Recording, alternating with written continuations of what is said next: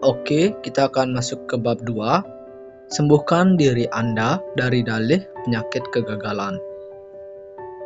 Pelajarilah manusia sementara Anda berpikir untuk berhasil.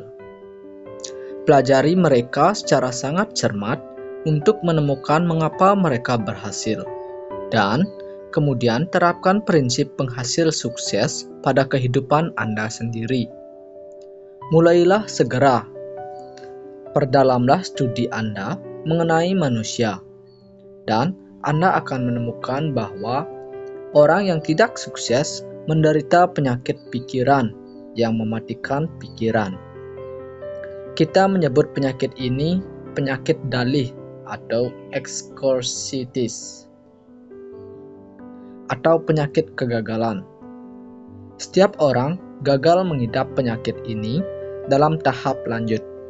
Dan kebanyakan orang rata-rata pernah setidaknya mengalami serangan ringan penyakit ini. Anda akan mendapatkan bahwa dalih menjelaskan perbedaan antara orang yang mengalami kemajuan dan orang yang tidak.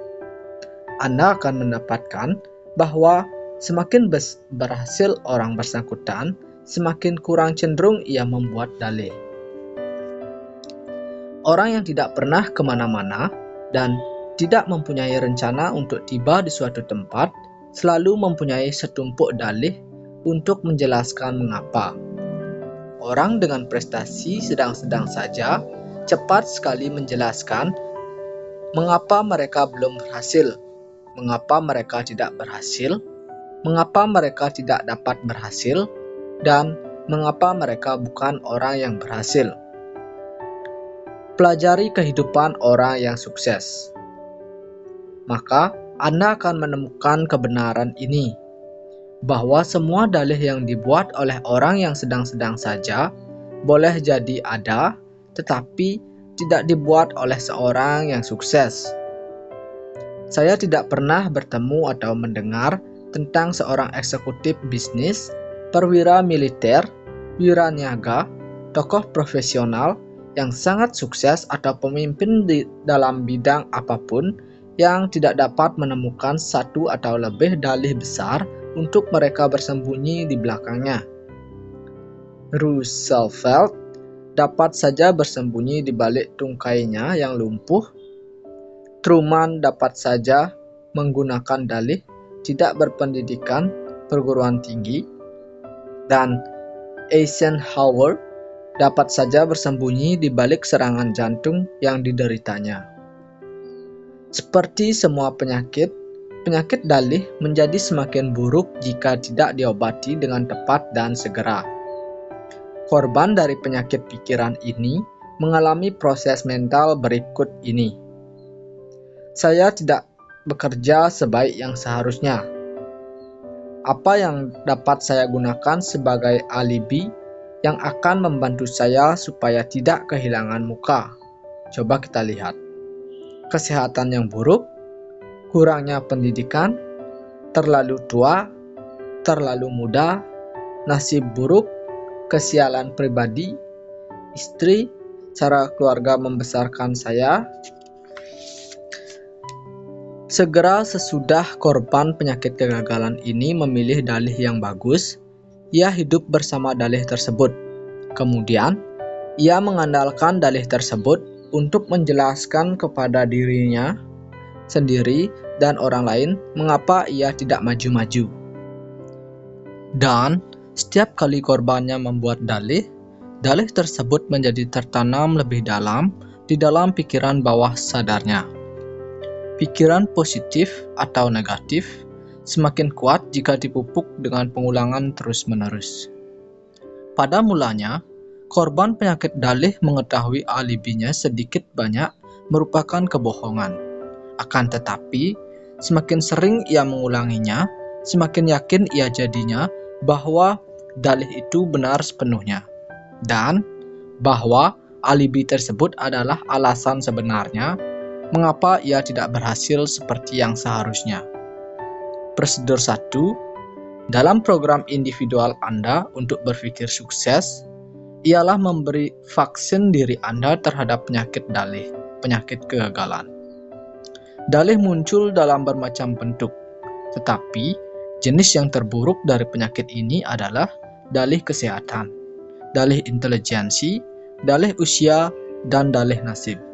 Sekarang, mari kita lihat bagaimana kita dapat melindungi diri dari keempat penyakit yang lazim ini. 4 bentuk dalih yang paling lazim. 1. Tetapi kesehatan yang buruk. Dalih kesehatan berkisar dari saya merasa tidak enak badan hingga yang lebih spesifik ada yang tidak beres dengan diri saya. Kesehatan yang buruk di dalam ribuan bentuknya yang berbeda digunakan sebagai dalih untuk kegagalan melakukan apa yang seseorang ingin lakukan, kegagalan untuk menerima tanggung jawab yang lebih besar, kegagalan untuk menghasilkan uang lebih banyak, kegagalan untuk mencapai keberhasilan. Jutaan orang menderita dalih kesehatan. Namun, dalam kebanyakan kasus, apakah ini merupakan dalih yang sah? Pikirkan sejenak tentang semua orang yang sangat berhasil yang Anda kenal, yang dapat tetapi tidak mau menggunakan kesehatan sebagai dalih. Teman-teman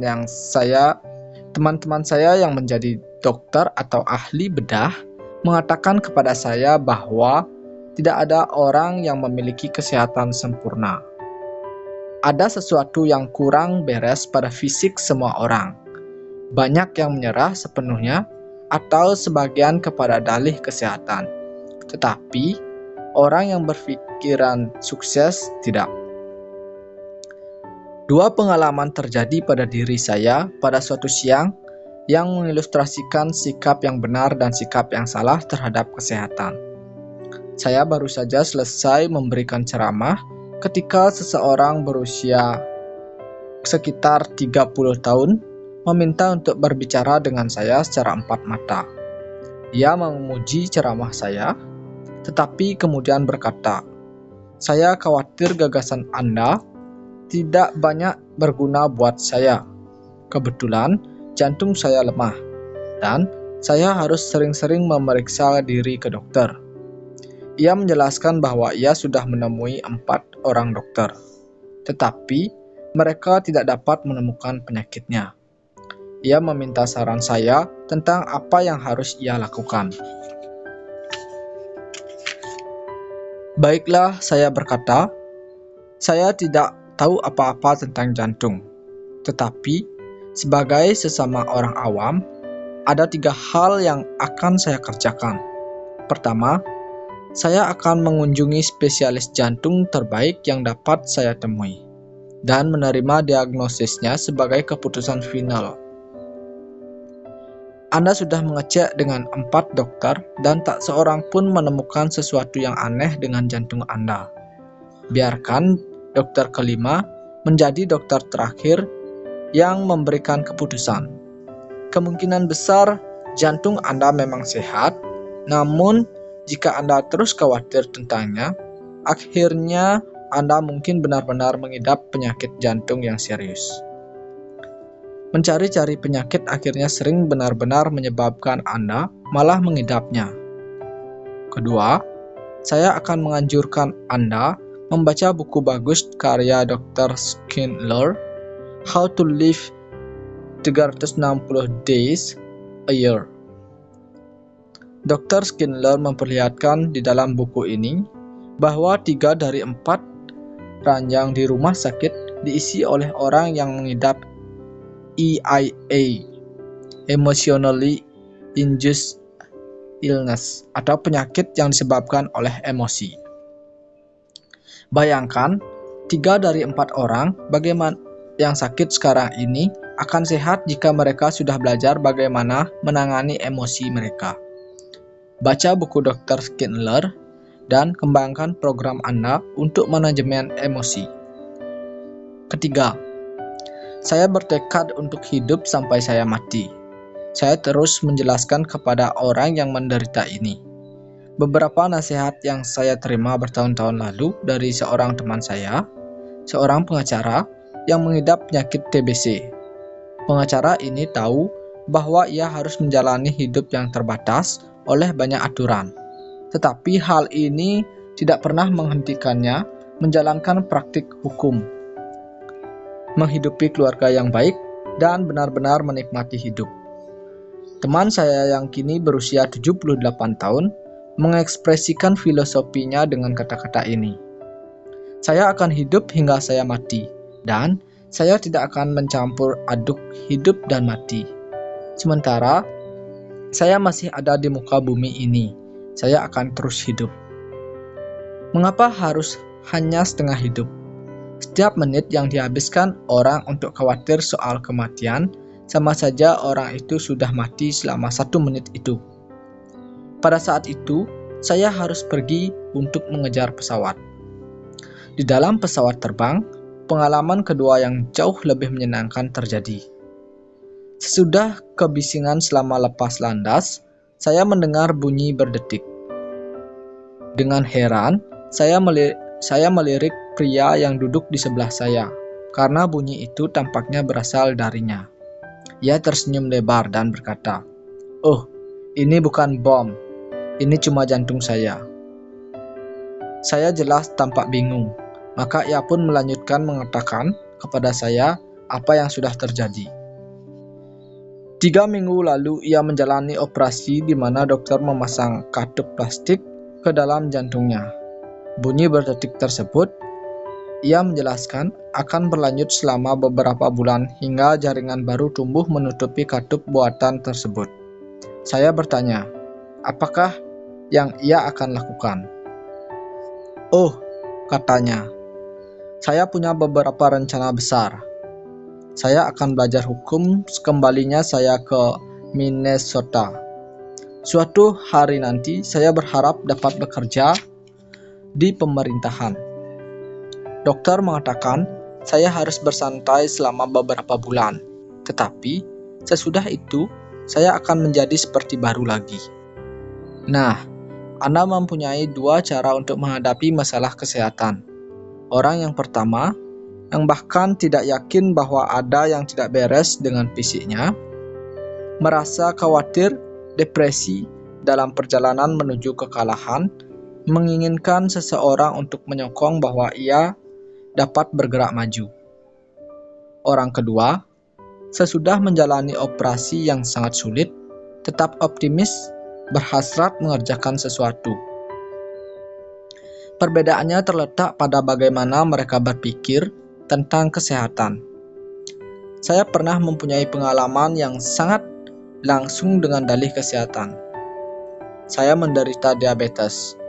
Sesudah mengetahui saya mengidap penyakit ini, saya diperingatkan, diabetes adalah penyakit fisik, tetapi kerusakan terbesar ditimbulkan karena sikap negatif terhadap penyakit ini. Khawatirlah tentang penyakit ini, maka Anda akan benar-benar mengalami kesulitan. Dengan sendirinya, sejak tahu tentang penyakit diabetes yang saya idap, saya harus mengenal banyak penderita diabetes lain. Saya akan menceritakan kepada Anda tentang 2 ekstrem. Seorang teman yang mengidap penyakit yang ringan termasuk ke dalam kelompok yang hidup merana, terobsesi oleh ketakutan akan cuaca. Ia biasanya secara menggelikan mengenakan pakaian tebal. Ia takut bekerja terlalu keras, sehingga ia hampir tidak melakukan apapun. Ia menghabiskan sebagian besar energi mentalnya untuk khawatir tentang apa yang mungkin terjadi. Ia membosankan orang lain dengan menceritakan kepada mereka betapa mengerikan penyakitnya. Penyakitnya yang sebenarnya bukanlah diabetes. Ia adalah korban dari dalih kesehatan. Ia mengasihani diri hingga menjadi invalid. Ekstrem yang lain adalah seorang manajer divisi di sebuah perusahaan penerbitan besar. Ia mengidap penyakit yang serius. Ia menggunakan insulin kira-kira 30 kali lebih banyak daripada orang yang pertama tadi. Tetapi ia tidak hidup untuk menjadi sakit. Ia hidup untuk menikmati pekerjaannya dan bersenang-senang. Suatu hari ia berkata kepada saya, "Memang sulit, tetapi begitu juga bersyukur, bukan?" Itulah sebabnya saya tidak akan berpikir untuk tiduran saja di ranjang. Ketika saya disuntik, saya memuji orang yang menemukan insulin. Seorang teman baik saya, profesor perguruan tinggi yang terkenal, pulang dari Eropa pada tahun 1945, kehilangan satu lengannya. Walaupun cacat, John selalu tersenyum dan membantu orang lain yang kurang beruntung. Ia sama optimisnya dengan siapa saja yang saya kenal. Suatu hari, saya dan dia berbicara panjang lebar tentang cacat yang dialaminya. Itu cuma satu lengan, katanya. Tentu saja, dua lebih baik dari satu. Tetapi mereka cuma memotong satu lengan saya. Semangat saya 100% utuh. Saya bersyukur untuk itu. Seorang teman saya yang juga berlengan satu adalah seorang pemain golf yang hebat. Suatu hari saya bertanya kepadanya, bagaimana ia mampu mengembangkan suatu gaya yang nyaris sempurna dengan hanya satu tangan. Saya katakan kepadanya bahwa banyak pegolf dengan dua lengan tidak dapat melakukan sebaik dirinya. Jawabannya adalah, menurut pengalaman saya, satu lengan dan sikap yang tepat akan selalu mengalahkan dua lengan dengan sikap yang salah. Dan ia benar. Sikap yang tepat dan satu lengan akan selalu mengalahkan sikap yang salah dan dua lengan. Pikiran tentang pernyataan itu sejenak. Hal ini berlaku tidak hanya di lapangan golf, tetapi juga di dalam setiap segi kehidupan. 4 hal yang dapat Anda lakukan untuk menaklukkan dalih kesehatan. Vaksin terbaik untuk mencegah dalih kesehatan terdiri atas 4 dosis. Yang pertama, jangan berbicara tentang kesehatan Anda. Semakin Anda berbicara mengenai suatu penyakit, bahkan cuma pilek, semakin buruk dampaknya penyakit itu. Berbicara tentang cuaca buruk sama seperti menaburkan pupuk di atas rumput. Selain itu, berbicara tentang kesehatan Anda adalah kebiasaan yang buruk. Kebiasaan ini membosankan orang lain. Kebiasaan ini membuat Anda tampak egosentris dan nyinyir. Orang yang berpikiran sukses mengalahkan kecenderungan alami untuk berbicara tentang kesehatan mereka yang buruk. Orang mungkin, saya tekankan mungkin, mendapatkan sedikit simpati, tetapi ia tidak mendapatkan rasa hormat dan loyalitas dengan menjadi pengeluh kronis. Yang kedua, jangan khawatir tentang kesehatan Anda. Dr. Walter Alvarez, pensiunan konsultan untuk Mayo Clinic yang terkenal di dunia, belum lama ini menulis, "Saya selalu minta kepada orang-orang yang suka cemas untuk melatih kendali diri. Sebagai contoh, ketika saya melihat laki-laki ini, orang yang yakin bahwa dirinya mengidap penyakit kandung empedu, walaupun 8 pemeriksaan sinar X yang terpisah memperlihatkan bahwa organ tersebut sepenuhnya normal. Saya memintanya berhenti meminta agar kandung empedunya diperiksa dengan sinar X.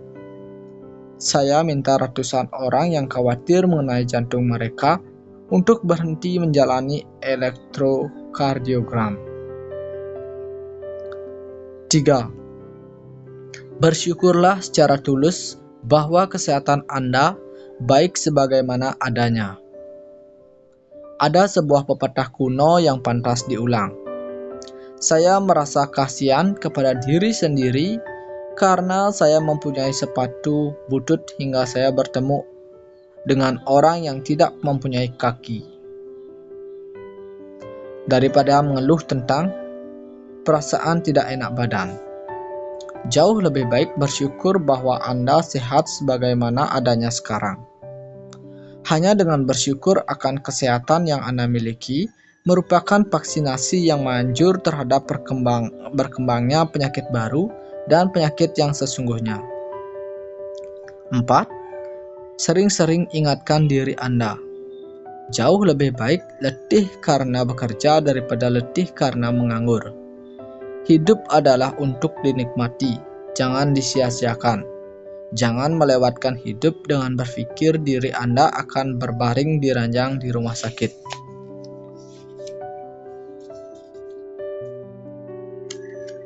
Dua. Tetapi Anda harus mempunyai otak yang cerdas untuk berhasil.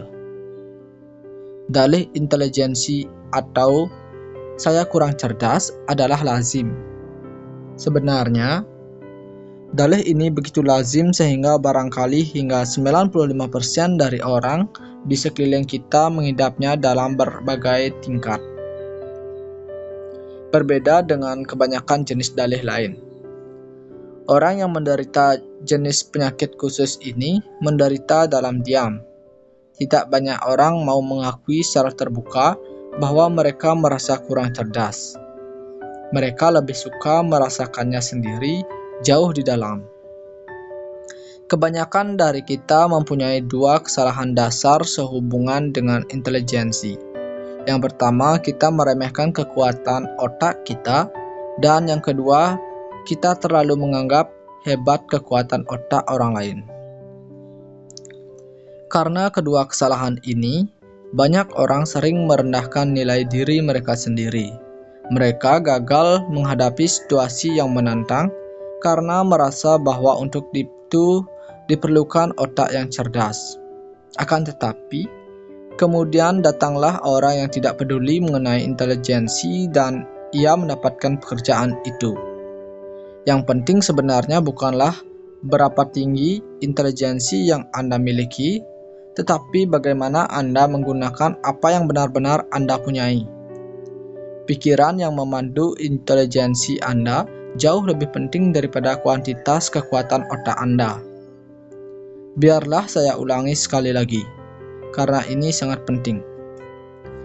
Pikiran yang memandu intelijensi Anda jauh lebih penting daripada beberapa banyak intelijensi yang mungkin Anda punyai. Dalam menjawab pertanyaan, haruskah anak Anda menjadi seorang ilmuwan? Dr. Edward Teller, salah satu orang ahli ilmu fisika terkemuka, berkata, anak tidak memerlukan otak yang dapat berpikir cepat agar menjadi ilmuwan. Ia juga tidak memerlukan ingatan yang menakjubkan, dan juga tidak perlu bahwa ia harus mendapatkan nilai yang sangat tinggi di sekolah.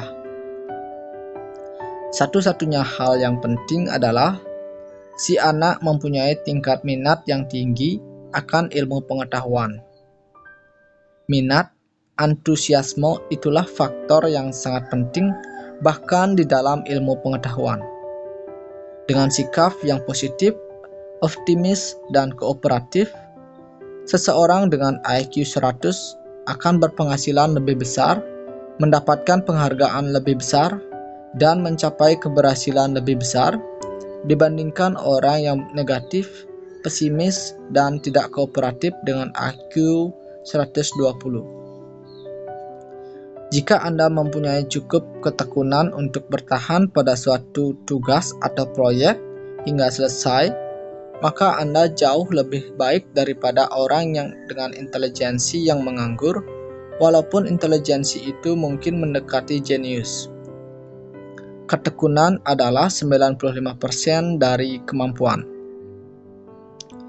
Pada suatu acara reuni tahun lalu, saya bertemu seorang teman kuliah yang sudah 10 tahun tidak berjumpa. Chuck adalah mahasiswa yang sangat cerdas dan lulus dengan mendapat kehormatan. Tujuannya ketika saya terakhir kali bertemu dengannya adalah memiliki perusahaan sendiri. Saya bertanya kepada Chuck, perusahaan apa yang akhirnya ia dirikan? Ia mengakui, saya tidak jadi mendirikan perusahaan sendiri. Saya tidak akan mengakui hal ini kepada siapapun 5 tahun yang lalu. atau bahkan 1 tahun yang lalu. Tetapi sekarang saya siap membicarakannya. Mengingat kembali pendidikan saya di perguruan tinggi, saya melihat bahwa saya menjadi ahli dalam mengetahui mengapa perusahaan yang akan saya dirikan tidak akan berhasil. Saya pelajari semua perangkap yang dapat dimengerti. Setiap alasan mengapa suatu perusahaan kecil akan gagal. Anda harus mempunyai modal besar. Pastikan bahwa daur bisnisnya benar. Apakah ada permintaan besar untuk apa yang akan Anda tawarkan? Apakah industri lokal stabil? 1001 macam hal harus diperiksa. Yang paling menyakitkan adalah bahwa beberapa dari teman sekolah saya yang lama yang tampaknya tidak terlalu pandai dan bahkan tidak kuliah di perguruan tinggi sekarang sudah sangat mapan di dalam perusahaan yang mereka dirikan sendiri. Tetapi saya hanya berjalan terseret-seret mengaudit pengiriman barang. Seandainya saya dilatih lebih baik dalam hal mengapa perusahaan kecil dapat berhasil, saya pasti akan menjadi jauh lebih baik sekarang ini dalam segala hal. Pikiran yang memandu intelijensi Chuck jauh lebih penting daripada besarnya intelijensi Chuck. Mengapa beberapa orang yang brilian gagal? Saya sudah lama kenal dekat dengan seorang pria yang memenuhi syarat sebagai seorang jenius yang mempunyai intelijensi abstrak yang tinggi. Walaupun intelijensinya sangat tinggi, ia adalah salah satu dari orang paling tidak berhasil yang saya kenal. Mempunyai pekerjaan tingkat menengah. Ia takut akan tanggung jawab. Ia tidak pernah menikah. Ia dibuat takut oleh angka perceraian yang tinggi. Ia hanya mempunyai sedikit teman, orang bosan dengannya. Ia tidak pernah menaruh investasi dalam bidang properti jenis apapun. Ia takut kehilangan uangnya. Orang ini menggunakan kekuatan otaknya yang hebat untuk membuktikan mengapa segalanya tidak akan berhasil. Bukannya mengarahkan kekuatan mentalnya dalam mencari cara untuk berhasil. Karena cara berpikir negatif yang memandu otaknya yang hebat, orang ini sedikit sekali memberikan sumbangan dan tidak menghasilkan apapun. Dengan sikap yang berubah, ia sebenarnya dapat mengerjakan hal-hal besar. Ia mempunyai otak yang cerdas yang dapat menjadikan dasar bagi keberhasilan yang luar biasa. Tapi sayangnya, ia tidak mempunyai kekuatan pikiran. Seorang lain lagi yang saya kenal terkena wajib militer segera sesudah mendapatkan gelar PhD-nya. Bagaimana ia menjalani tahun-tahunnya di Angkatan Darat? Bukan sebagai seorang perwira, bukan sebagai staf ahli. Sebaliknya, ia mengemudi truk. Mengapa? Karena dirinya dipenuhi sikap negatif terhadap sesama serdadu. Saya lebih unggul daripada mereka. Terhadap metode Angkatan Darat dan prosedur, mereka bodoh. Terhadap disiplin, itu untuk orang lain, bukan untuk saya. Terhadap segalanya, termasuk dirinya sendiri, saya bodoh karena tidak memikirkan cara untuk melepaskan diri dari hukuman ini. Ia tidak mendapatkan rasa hormat dari siapapun. Semua pengetahuannya yang besar terkubur. Sikapnya yang negatif mengubahnya menjadi pelayan.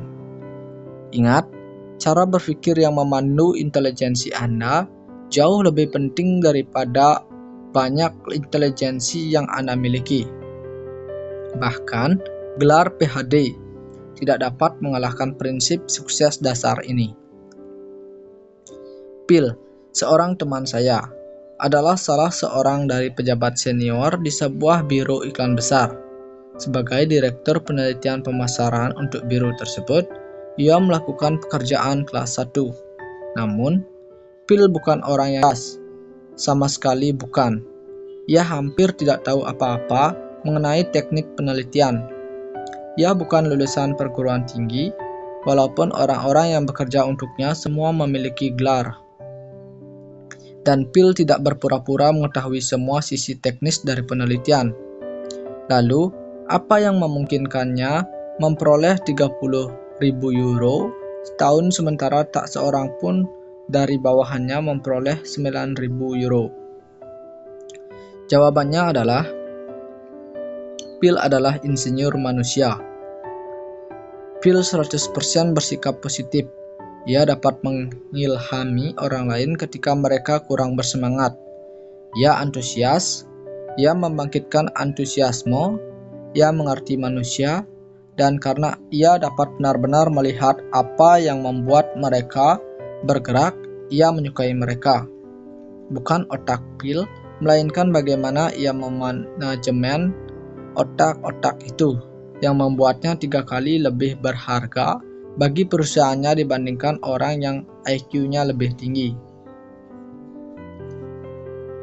Dari setiap 100 pelajar yang mendaftar di perguruan tinggi, kurang dari 50 akan lulus. Saya ingin tahu soal ini, maka saya meminta penjelasan kepada direktur penerimaan di sebuah universitas besar. Bukan kurangnya intelijensi, katanya. Kami tidak menerima mereka jika mereka tidak mempunyai kemampuan yang memadai, dan itu bukan uang. Siapa saja yang ingin membiayai dirinya sendiri di perguruan tinggi sekarang ini dapat melakukannya. Alasan yang sebenarnya adalah sikap. Anda akan heran, katanya. Banyak orang keluar karena mereka tidak menyukai dosen mereka, mata kuliah yang harus mereka ambil, dan rekan mereka sesama mahasiswa. Alasan yang sama, berpikir negatif. Menjelaskan mengapa pintu menuju posisi eksekutif puncak tertutup bagi banyak eksekutif junior yang masih muda. Sikap murung, negatif, pesimis, mencela inilah bukan intelijensi yang kurang memadai yang menahan ribuan eksekutif muda, seperti yang dikemukakan oleh seorang eksekutif kepada saya. Jarang sekali kami melewatkan promosi untuk eksekutif muda karena orang bersangkutan kurang cerdas. Hampir selalu sikapnya lah yang membuatnya gagal.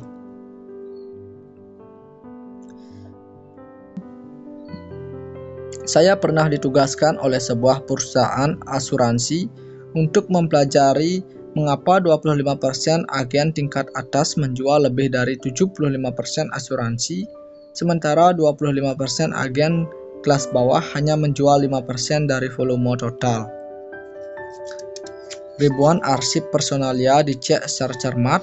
Penelitian tersebut membuktikan bahwa tidak ada perbedaan berarti dalam hal intelijensi.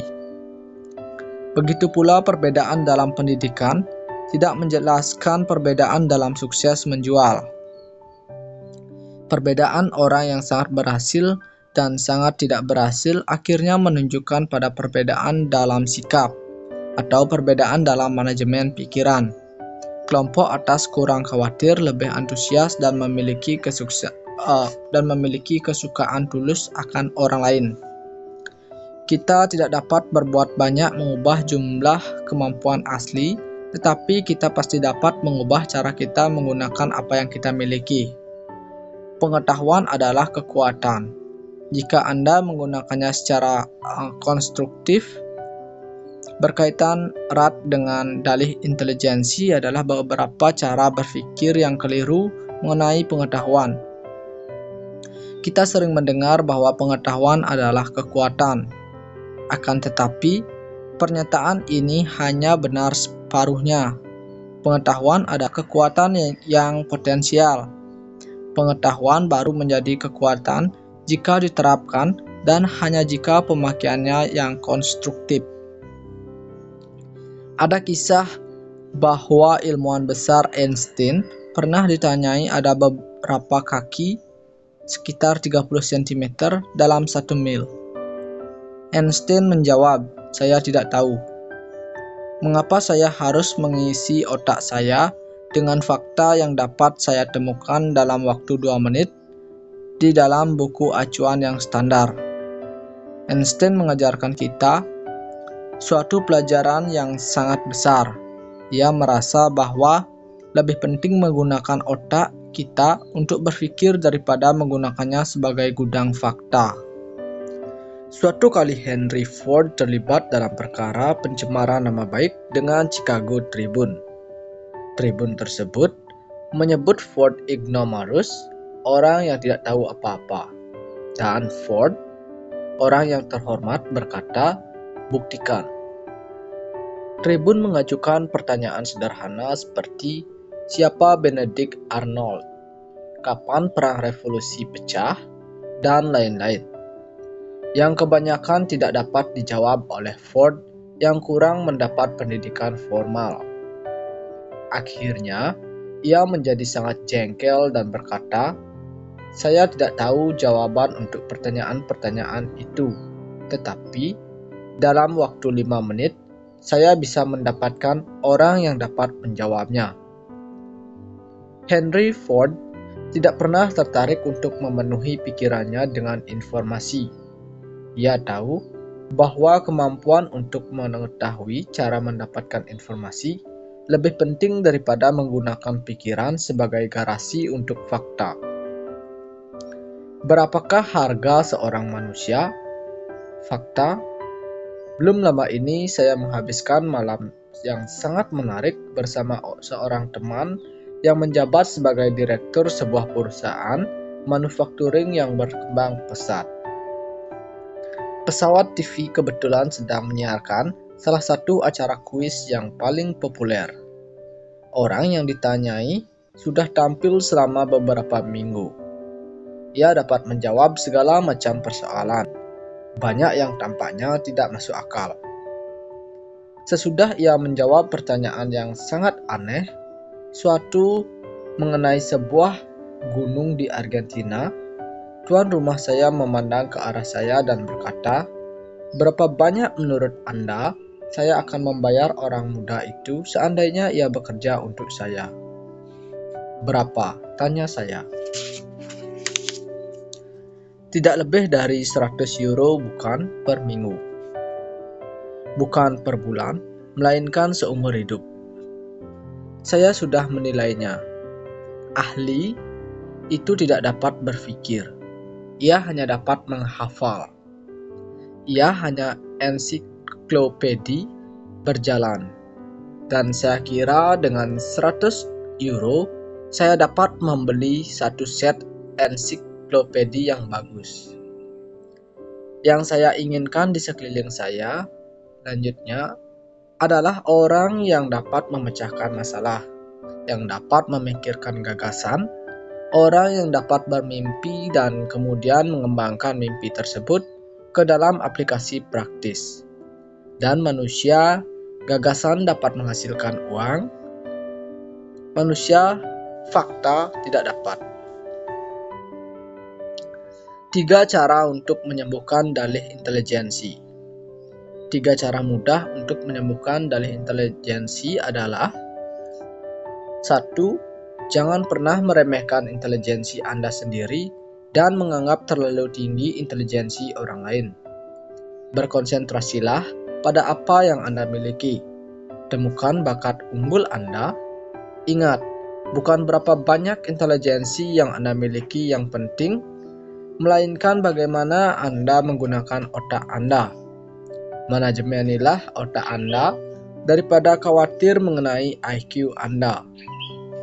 2. Ingatkan diri Anda beberapa kali setiap hari. Sikap saya lebih penting daripada intelijensi saya. Di tempat kerja dan di rumah, praktikkan sikap positif. Lihat alasan mengapa Anda dapat melakukannya, bukan alasan mengapa Anda tidak dapat. Kembangkan sikap saya menang. Manfaatkan intelijensi Anda untuk pemakaian positif yang kreatif. Gunakan otak Anda untuk mencari cara-cara untuk menang, bukan membuktikan bahwa Anda akan kalah. 3. Ingat bahwa kemampuan berpikir jauh lebih bernilai daripada kemampuan mengingat fakta. Gunakan pikiran Anda untuk menciptakan dan mengembangkan gagasan. untuk mencari cara-cara baru dan lebih baik untuk mengerjakan segala sesuatunya. Tanya diri Anda sendiri, apakah saya menggunakan kemampuan mental saya untuk membuat sejarah, atau apakah saya menggunakannya hanya untuk merekam sejarah yang dibuat oleh orang lain? Tidak ada gunanya saya terlalu tua atau terlalu muda. Dalih usia, penyakit kegagalan karena tidak pernah merasa berada pada usia yang tepat, muncul dalam dua bentuk yang mudah dikenali. Variasi, saya terlalu tua dan saya terlalu muda. Anda pernah mendengar ratusan orang dari segala usia menjelaskan prestasi mereka yang sedang-sedang saja dalam hidup mereka, lebih kurang seperti ini. Saya terlalu tua atau terlalu muda untuk melakukan terobosan sekarang ini. Saya tidak dapat mengerjakan apa yang ingin saya kerjakan, atau saya mampu kerjakan karena rintangan usia. Mengherankan sekali dan patut disayangkan bahwa hanya sedikit orang yang merasa bahwa mereka berada dalam usia yang cocok. Dalih ini menutup pintu bagi peluang yang sebenarnya bagi ribuan orang. Mereka mengira usia mereka salah sehingga mereka bahkan tidak berniat untuk mencoba. Variasi saya terlalu tua adalah bentuk yang paling lazim dari dalih usia. Penyakit ini menyebar dengan cara yang samar. Drama dan artikel majalah tentang topik tersebut, mengapa Anda terlalu tua pada usia 40, sangat populer.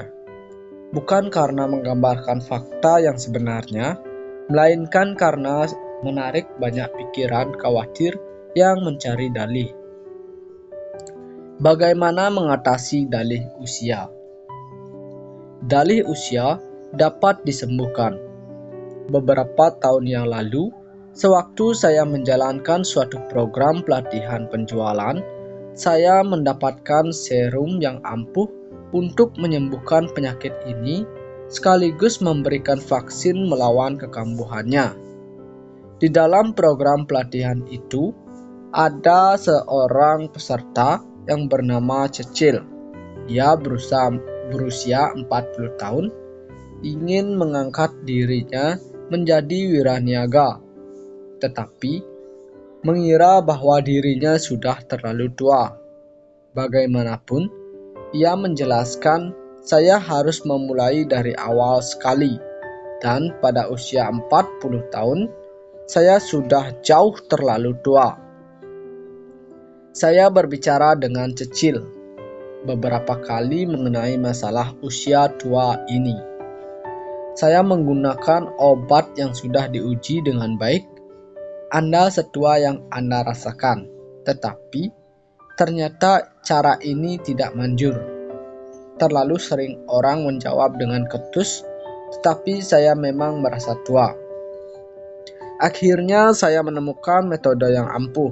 Suatu hari sesudah sesi pelatihan, saya berkata, "Cecil, kapan usia produktif manusia dimulai?"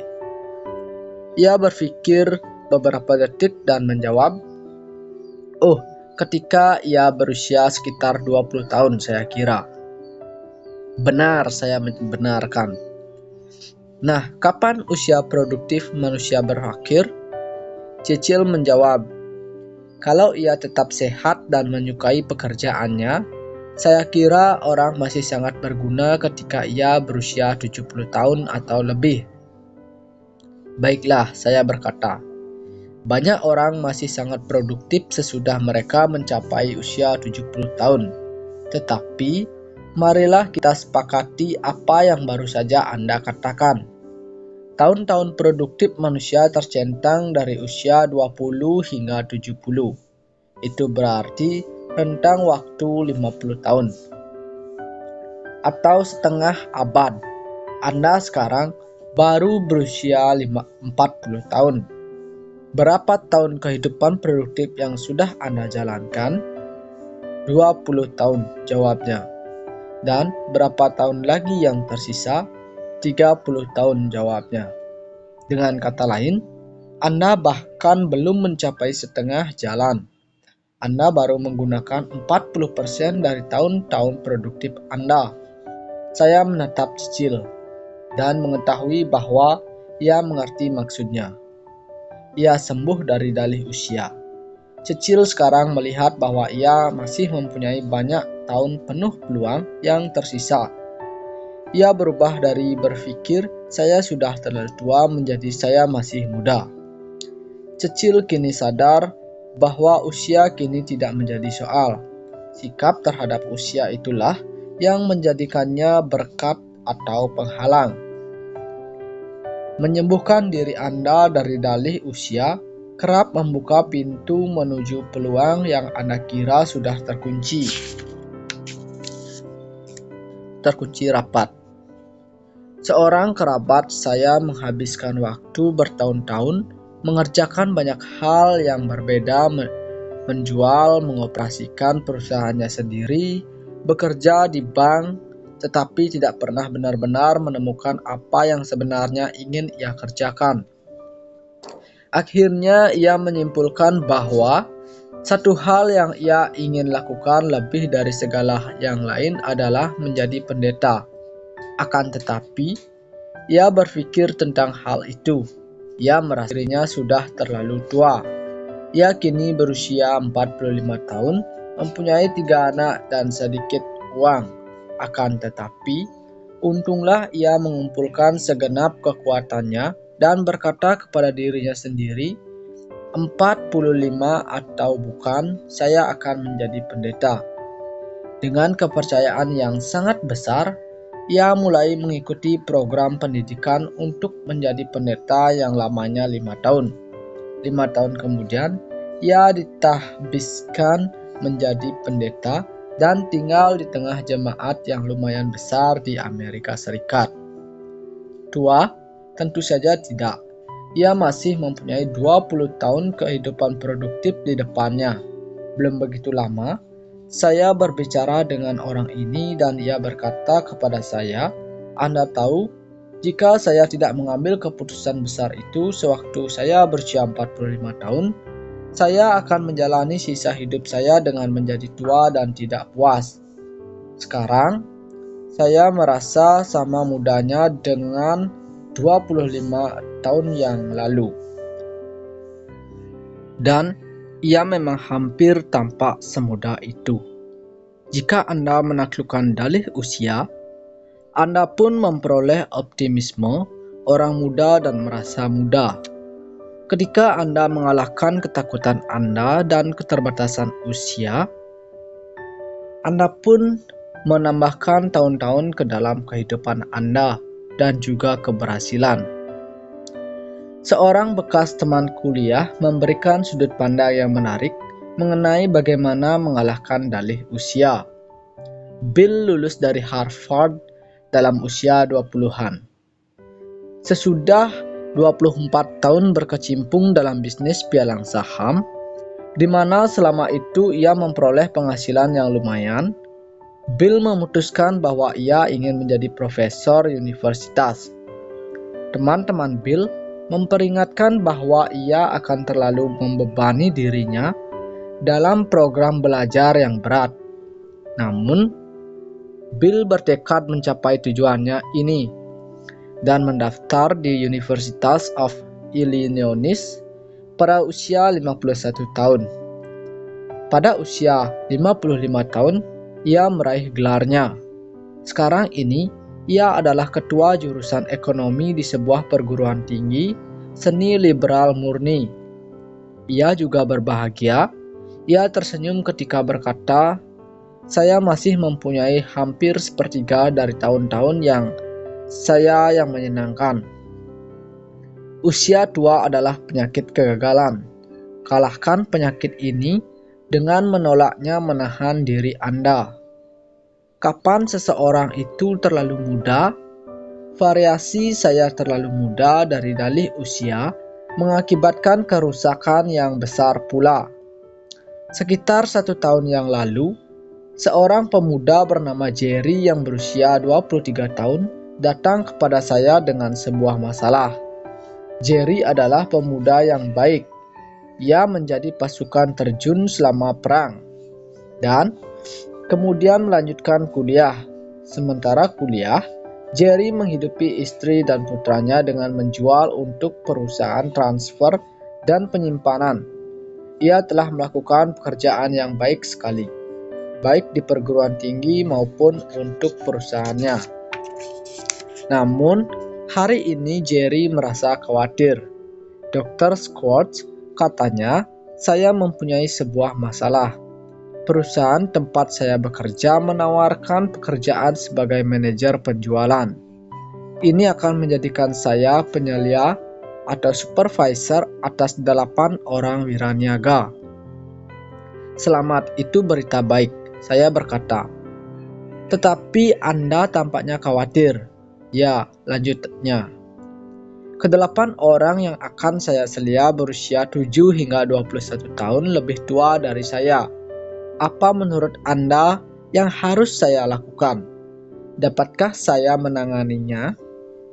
Jerry, saya menjawab, manajer umum perusahaan Anda jelas menganggap Anda cukup tua. Karena kalau tidak, ia tidak mungkin menawarkan pekerjaan ini untuk Anda. Ingat saja 3 pokok ini dan segalanya akan berjalan baik. Pertama, jangan terlalu memperhatikan usia. Di pertanian, seorang anak laki-laki dianggap dewasa kalau ia terbukti dapat melakukan pekerjaan seorang dewasa. Usia tidak ada kaitannya dengan pengakuan kedewasaan, dan ini berlaku pada Anda. Jika Anda membuktikan diri mampu menangani pekerjaan seorang manajer penjualan, Anda otomatis sudah cukup tua untuk itu. Kedua, jangan sombong. Perlihatkan rasa hormat kepada wiraniaga bawahan Anda. Minta mereka memberikan saran, buat mereka merasa bekerja untuk seorang kapten tim, bukan diktator. Lakukan ini dan orang-orang itu akan bekerja sama bersama Anda, bukan menentang Anda. Ketiga, biasakan diri membawakan orang yang lebih tua bekerja untuk Anda. Para pemimpin di segala bidang segera mendapatkan diri mereka lebih muda dibandingkan banyak dari orang yang mereka pimpin. Jadi, biasakan diri mempunyai bawahan yang lebih tua bekerja untuk Anda. Hal ini akan sangat membantu Anda pada tahun-tahun mendatang ketika peluang yang lebih besar muncul. Dan ingat, Jerry, usia Anda tidak akan menjadi penghalang jika Anda tidak menjadikannya demikian. Sekarang ini Jerry berhasil baik. Ia menyukai bisnis transportasi dan sekarang ia merencanakan untuk mengorganisasikan perusahaannya sendiri dalam beberapa tahun mendatang. Kemudian menjadi kelemahan hanya jika orang muda memandangnya demikian. Anda sering mendengar bahwa pekerjaan tertentu mensyaratkan kematangan fisik, pekerjaan seperti menjual surat berharga dan asuransi, sama sekali omong kosong bahwa Anda harus mempunyai rambut kelabu atau botak sama sekali, agar mendapatkan kepercayaan investor. Yang benar-benar penting adalah seberapa baik Anda menguasai pekerjaan Anda. Jika Anda menguasai pekerjaan Anda dan mengerti orang lain, Anda cukup matang untuk menanganinya. Usia tidak mempunyai kaitan dengan kemampuan, kecuali jika Anda meyakinkan diri Anda bahwa tahun-tahun itu saja akan memberi Anda bahan yang Anda perlukan untuk menghasilkan nama baik. Banyak orang muda merasa bahwa mereka dihambat oleh usia mereka yang masih muda. Memang benar bahwa orang lain di dalam organisasi yang merasa tidak aman dan takut kehilangan pekerjaan mungkin berusaha menghambat jalan Anda untuk maju dengan menggunakan usia atau alasan lain. Namun, orang yang benar-benar cakap di dalam perusahaan tidak akan berbuat begitu. Mereka akan memberi Anda tanggung jawab sebesar yang mereka rasa dapat Anda tangani dengan baik. Demonstrasikan bahwa Anda mempunyai kemampuan dan sikap positif, dan kemudian Anda akan dianggap sebagai keuntungan. Ringkasnya, obat untuk dalih usia adalah 1. Lihat usia Anda yang sekarang secara positif. Berpikirlah saya masih muda, bukan saya sudah tua. Berlatihlah memandang ke depan ke cakrawala baru dan dapatkan antusiasme serta perasaan muda. 2. Hitung berapa banyak waktu produktif yang masih Anda miliki. Ingat, usia 30 tahun berarti masih ada 80% kehidupan produktif yang dimiliki. Dan usia 50 tahun berarti masih ada 40% yang terbaik dari tahun-tahun penuh peluang yang tersisa. Hidup sebenarnya lebih panjang daripada yang kebanyakan orang duga. 3. Investasikan waktu masa depan dalam mengerjakan apa yang benar-benar ingin Anda kerjakan. Terlalu terlambat jika Anda membiarkan pikiran Anda bersifat negatif dan berpikir bahwa segalanya sudah terlambat. Berhentilah berpikir, saya seharusnya memulai bertahun-tahun yang lalu. Itu adalah berpikir gagal. Sebagai gantinya, berpikirlah saya akan memulai sekarang. Tahun-tahun terbaik saya menanti di depan saya. Itulah cara orang sukses berpikir. Kemudian poin 4, tetapi kasus saya lain. Saya menarik nasib buruk. Belum lama ini, saya mendengar seorang insinyur dalam bidang lalu lintas mendiskusikan keamanan jalan raya. Ia menunjukkan bahwa lebih dari 40.000 orang terbunuh setiap tahun di dalam apa yang disebut kecelakaan lalu lintas. Pokok utama dari pembicaraannya adalah bahwa tidak ada apa yang disebut sebagai kecelakaan yang sesungguhnya. Yang kita sebut kecelakaan adalah akibat dari kelalaian manusia atau kegagalan mekanis atau kombinasi dari keduanya.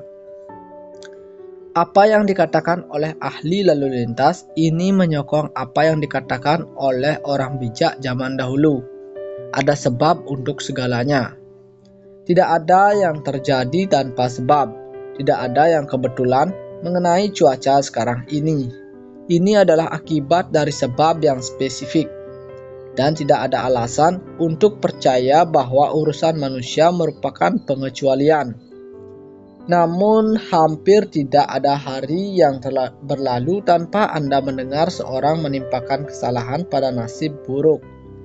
Dan jarang sekali Anda tidak mendengar seorang menghubungkan keberhasilan orang lain dengan nasib baik. Mari saya ilustrasikan bagaimana orang mengalah pada dalih nasib. Belum lama ini saya makan siang bersama 3 orang eksekutif junior yang masih muda. Topik percakapan hari itu adalah George C. yang baru saja sehari sebelumnya dipilih dari kelompok mereka untuk mendapatkan promosi besar. Mengapa George mendapatkan jabatan itu? Ketiga orang muda ini menggali untuk menemukan segala macam alasan. Nasib baik, katrol, menjilat, istri George, dan bagaimana wanita itu bermain mata dengan bos. Yang semuanya tidak benar. Kenyataannya, George memang benar-benar memenuhi syarat. Ia selama ini bekerja lebih baik dibandingkan yang lain. Ia bekerja lebih keras. Ia mempunyai kepribadian yang lebih efektif. Saya juga mengetahui bahwa para karyawan senior di perusahaan tersebut sudah menghabiskan banyak waktu mempertimbangkan mana dari keempat orang tersebut yang akan dipromosikan. Ketiga orang yang kecewa tersebut seharusnya menyadari bahwa para eksekutif puncak tidak memilih eksekutif utama dengan jalan undian. Saya berbicara mengenai keseriusan dalih nasib tersebut belum lama ini dengan seorang wiraniaga dari perusahaan pembuat peralatan mesin. Ia menjadi bersemangat mengenai masalah tersebut dan mulai berbicara tentang pengalamannya sendiri dengan dalih tersebut. Saya tidak pernah mendengarnya disebut demikian sebelumnya.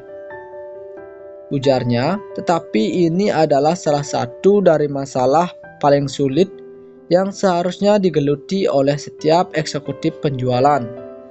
Baru kemarin, sebuah contoh yang sempurna tentang apa yang Anda bicarakan terjadi di perusahaan saya. Salah seorang wiraniaga datang sekitar pukul 4 dengan pesanan besar untuk peralatan mesin. Seorang wiraniaga lain yang volume penjualannya begitu rendah sehingga ia menjadi masalah. Berada di kantor saat itu, mendengar John menyampaikan berita baik tersebut, ia dengan agak iri mengucapkan selamat kepadanya dan kemudian berkata, "Wah John, Anda kembali beruntung." Nah, yang tidak mau diterima oleh wiraniaga yang lemah ini adalah bahwa nasib tidak ada kaitannya dengan pesanan besar yang didapat oleh John. John sudah menggarap pelanggan itu selama berbulan-bulan. Ia sudah berulang kali berbicara dengan selusin orang di luar sana. John tidak tidur selama beberapa malam, memikirkan secara persis apa yang terbaik untuk mereka. Kemudian, ia menemui 4 insinyur kami untuk membuat desain pendahuluan dari peralatan tersebut. John bukan beruntung, kecuali jika Anda boleh menyebut kerja yang direncanakan secara cermat dan dilaksanakan secara sabar sebagai keberuntungan.